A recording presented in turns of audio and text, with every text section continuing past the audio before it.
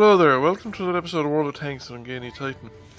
We're here on Nomonhan, not 100% sure if I'm pronouncing that correctly, but we'll go with that, Nomonhan Han, and it's a huge map. It's sufficiently big that you rarely make contact with the enemy inside 2 minutes. So there's quite a lot of driving around, so I've speeded up the first half of the map, and I'm going to actually take the opportunity to do a little bit of theory crafting. So I think one of the things that I have observed in this map is that lemming trains are extremely common, and I don't think it's possible to actually mount a defence across the map. I think it was a mistake to even try. It would be a very interesting map with proper actual tactical teams. But in my opinion, this southwestern corner is essentially useless, and ideally it should be ignored. You should just defend it up there where I'm putting the triangle for a TD, and the northern team attacking south should attack along the first green arrow. They should also attack into that position there to get a foothold on that ridgeline to stop the enemy attack developing, and the red team should be defending along the red line and counterattack. They should let the green team come on, smash their footholds, and then counterattack back into the green base. And I think what you'll see a lot of this map is competitive capping, because the odds are that the teams will form lemming trains and go one way or the other, that you'll see a lot of competitive capping, and it'll be whoever gets first with most tanks into the cap circle that will win, or whoever gets the last reset off. Now, that said, that's the theory. In practice, that's almost never going to happen, except insofar as you will have lemming trains go south and then west, and north and then east, and sometimes north and then south, and west and then north. But I think that the southern team is more often going to go north and then west, because I think there's just a natural efficiency to it, and that ridgeline that I marked in red, it's such a clearly defensible position, and it's going to attract the red team, the defensive-minded players on the red team. And it's so near the red base as well that you can actually defend the red base from, I think, that location, or at least easily get into positions where you can defend the red base from that location. It has a problem in that its defenders on the southern edge of it are not supported by other people on the ridgeline. The other problem, of course, is the town itself. That town is going to attract heavy tanks, the same as towns attract rats. So there's inevitably some heavy tank belonging to the southern spawning team is going to go into the town. Not every game. There didn't any in this game, but there are, most games you'll see one or two tanks down there. And the problem is that if you attack along the axis that I approached here, or the one that I indicated, you can't ignore that heavy tank in the town, because he will then come out at the most inconvenient moment and start shooting you in the rear while you're engaged in the defense of the base, the tanks that are defending the base. So you're going to have to take the time out of your journey towards the enemy cap circle to come down there and route that guy out of the town. That's going to add an extra 2 to 3 minutes, maybe even 4 minutes to your journey, so that your attack on the enemy defense line is going to be well after the attack that's travelled from the northern direction and gone south. And ideally both attacks should be simultaneous, which is again something that's not largely going to happen. I also expect the central area of the map to be a no-go zone at the beginning of the game. It's a very dangerous area to move into when you don't know the disposition of the enemy team, because fast-moving elements of the enemy team could reach positions surrounding that location, and you could find yourself under fire from multiple directions and no effective cover against all of them simultaneously. So it is a very risky location to go into at the beginning when you don't know where or what direction the enemy has gone. This map also, because of the journey times, could be an absolute delight for base campers, because there is a very good chance that enemy assaults on your base, if you hang around your base area, are going to be staggered, and much greater risk of tanks arriving in the base area singly, where you will have the opportunity to inflict maximum pain and damage on them with a relatively good or well healthy tank.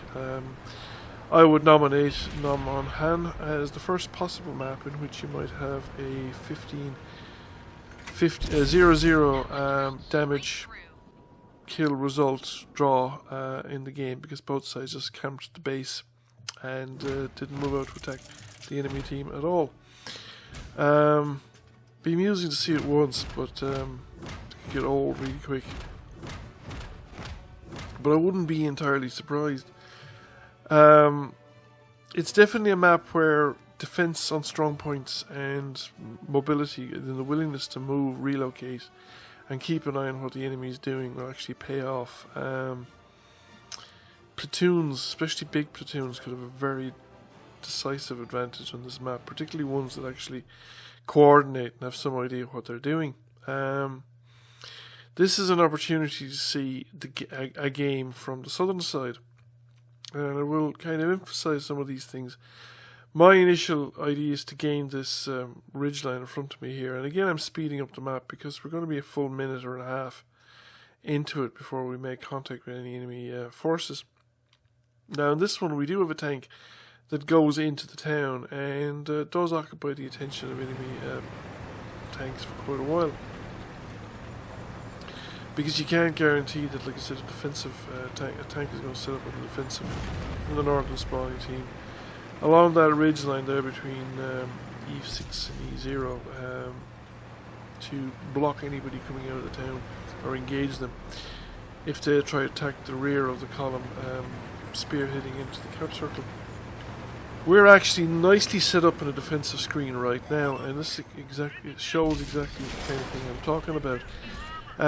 If we're in this position, we're pretty strongly embedded, and the enemy are making contact from the north far sooner than anybody's going to make contact from the west, because the guys from the north have a much shorter journey to travel. So they're on the risk of both the lead elements being picked off and weakened before the main elements arrive. So you'll have medium tanks and fast heavies arriving first, and light tanks. And then if the lead elements are sufficiently weakened when the main force arrives, that is going to be under strength relative to the defenders, and it's going to get picked off as well. And then the northern force has been smashed and completely destroyed by the time the western force engages. So it is a pretty strong defensive position. And it's only, well, we're seeing a tank now appearing on the western side of the map. He's been spotted by the guy in the town. But he is most likely to go and engage, initially at any rate, the tank in the town, because they're not going to cross the map with a tank behind them. Even in World of Tanks, people generally don't ignore basic level threats like that. The biggest problem with this defensive location is the southernmost edge of it is isolated effectively when it's attacked from the west. The tanks behind me can't really see what's going on to the southwest of them. So those two heavy tanks along the south that are engaging with the tanks to the west of them are isolated from the main force. And trouble with this in World of Tanks generally is if you're isolated and people don't actually see you on screen, they tend to ignore what's going on maps, and those tanks could be overwhelmed and taken out before anybody on the main defensive line might realise it. Again, depending on the level of awareness in the team. But we are actually pushing through generally, and it's a pattern that I've seen, like the northern attack generally breaks down unless it is the main attack, and pretty much nobody goes south. If the northern attack is the main attack and nobody goes south, then I've seen it succeed. So it's not marching directly into the teeth of the enemy is not exactly a hopeless strategy in this game, and it might actually be a better strategy than the opposite, than going south, because of the inability for the two wings of the attacking force to coordinate. Is also much less likely to pick off the northern force in detail if the whole team is arriving in together. And it's not, the downsides are limited, because yes, you could get flanked across the centre, but that will take time for it to evolve because of the big distances involved in the map. So you could have the northern team could smash the forces immediately in front of them before any flanking force arrives, up through the river or around by the western side of the map. So we're winning here in the north, and we still haven't really engaged the bulk of the enemy team. We're coming at them piecemeal and getting them in relatively small groups. I took more effort there than I should have. I overused auto aim and suffered a lot more, deservedly so, from that fight, the Batchat. However, I decided at this point that the threat from the south was sufficient, that I should return back down in that direction, that we had enough tanks in the north to handle the remaining defenders in the north, and the bulk of the remaining enemy team was down south. Because that tank destroyer now is isolated, the one with the light tank behind him. He's not going to get able to... I don't think the heavy tank behind him is in a position to directly support him. He's getting some support because the tank destroyer and medium in the middle are probably engaging, maybe with the light tank and possibly with that heavy on the river. But the tank destroyer is going to fall, so I'm coming back, but I'm not going directly towards the combat. What my plan is that I'm going to come around the back. I have very few hit points, so I want to use the distance to keep myself hidden and use the other tanks as spotters. And if the worst comes to the worst, I could get into the base area from the area that are directly in front of me, that little piece of high ground, and probably get reset or cap resets off, because it looks like we have a clear run now on the base, and we should win this game by capping, even if the enemy broke through and our whole position collapsed down here in the south. Now, things didn't work out quite the way I expected them at the time. I was able to get shots off there on that Rheinmetall Borsig without being spotted, even though the object 140, which is about a third of the way further or closer to the action, he was close enough to get spotted and shot at with return fire. I'm now in a fairly hold down position, so I got spotted there when I fired. I was close enough there to get spotted, which is about, what, 600 meters further advanced than I was previously. That medium tank is just doing laps around the circle in the base area, and from what you'll see later on in behaviour, I think he's an AFKer who is trying to fool the AFK detection system by putting a rubber band on his controller and having his tank go around in a circle rather than continuously move, because he gets attacked later on and the tank makes no response. There's no it doesn't do anything. It just continues doing what it's doing. I don't quite finish off that E75, and you think we're in a pretty dominant position now. We have a tank in the cap circle. Okay, one of the heavies hasn't joined them, and just now the tank in the cap circle has left the cap circle. Now, that's a huge risk. I think that was a crazy risk, because if that E75 had put a shot through me there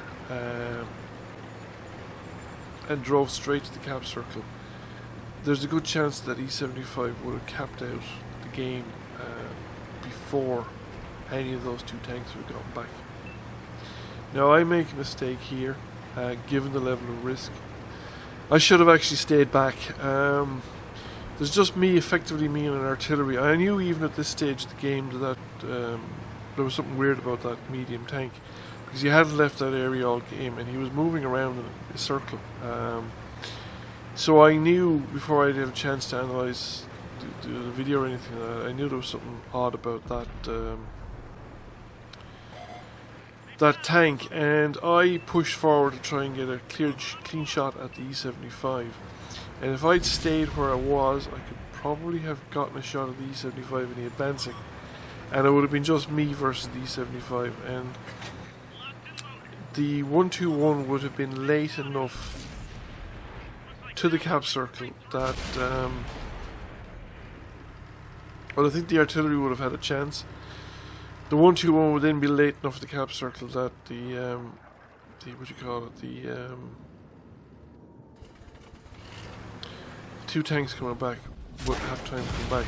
Now it turns out that the enemies spend enough time dealing with the three tanks, my tank, this guy, you can see what I mean now. He's fired on, he's hit, close hit, and the gun turret isn't moving towards the threat. I mean, he's not a bot. If he was a bot, the gun would be pointing towards the tanks and shooting. He's definitely some mechanical way of doing an AFK.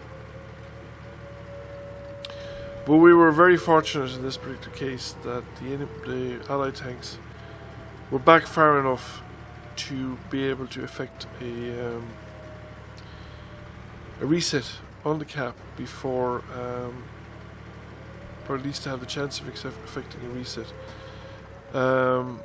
If those tanks had come in, and if possibly the three of them, the artillery was here as well, and they'd arrived 30 seconds earlier, they would have completed the cap before these tanks would have gotten back in time to actually effect the reset. We're also pretty fortunate in that they are essentially one shot hits, and they get taken out by one shot each. But no cap kill all is going to be a very dangerous game on this map, simply because of the amount of time it takes to drive from one cap to the other. Even fast tanks I don't think will make it back in time, even to stop one capper. There's quite a distance between the two cap circles. So artillery's just been spotted he's come through the town. He was probably follow the advancing forces down south and just stayed at the other side of the town initially and came through when it looked like there was going to be capping. He's managed to track the IS-3 and he's left him with low health, and he's going to get a shot off again. This is a very rapid firing tank by standards of high tier tanks, and now it's just him versus a T110E5 and I was seriously concerned at this point because the T110E5 is very low in health, and if he managed to get past the gun of the T110E5, which he didn't do, but if he had gone through the low ground, there's a good chance he would have gotten past the gun of the T110E5 intact, and I think that the Lorraine could probably turn faster than the T110E5 and he would get the shot off first and have won that game. However, it didn't work out that way and we managed to win. But it's interesting. It'll be interesting to see how this map develops, and when the player base gets more used to the map, what kind of meta will develop in it. So I hope you found the video interesting, and if you did, please consider giving it a like. If you haven't already done so, please consider giving the channel a subscription. Once again, thank you for watching, and I'll catch you again soon. Bye.